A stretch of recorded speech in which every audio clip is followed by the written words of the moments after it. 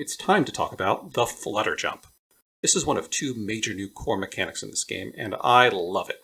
The Flutter jump was conceived as a concession to new players, and it achieves that wonderfully. Anytime Yoshi jumps, if you hold down the jump button as he starts to fall, he scrunches up his face and Flutter kicks his legs as hard as he can, and actually manages to briefly conquer gravity. I love this. It's giving Wile E. Coyote running off a cliff and not falling. Such a cartoony mechanic. Any game built around jumping is going to need penalties for bad jumps. Enemies, spikes, lava, pits, there have to be things you don't want to land on. These are the building blocks of a platforming game. Things you can stand on and things you can't stand on. Part of the joy of a good platformer is overcoming these obstacles, jumping carefully across gaps, dodging enemies, landing safely on a platform after a series of tough jumps. When the game executes these challenges well, it feels so good. But if a player hasn't developed the mechanical skill to clear a challenge, they can often become frustrated as they beat their head against it over and over again.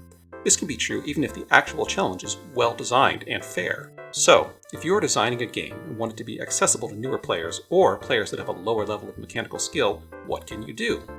Well, there are a lot of options. Most platform games give players air control. This is not very realistic. If it was real life and you make a bad jump, you're just going to have to suffer the consequences like poor Simon here.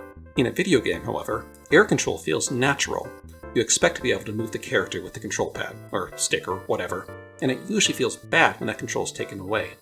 Maintaining control of your character in the air allows you to fine-tune your trajectory and potentially save yourself. Mario games often give players power-ups like the Tanuki Tail or Cape that slow Mario's descent and give players more time to aim their fall. A lot of platform games have a double jump, although Mario's never really embraced that outside of occasional power-ups. There are some games like Metroid that give the player infinite jumps, which can be very handy. Yoshi's Flutter jump, though, feels pretty unique. It has this interesting arc as Yoshi struggles against the cruel, uncaring grasp of gravity.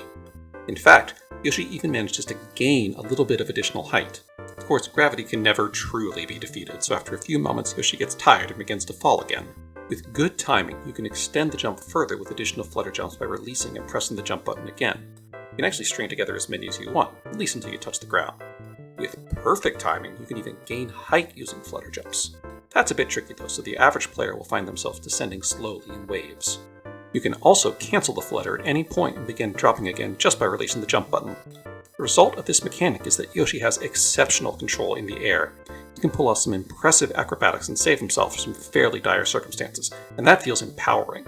I will say, even though the developers intended this mechanic to make the game easier, they also clearly developed levels with it in mind, and that leads to some pretty tricky platforming later on.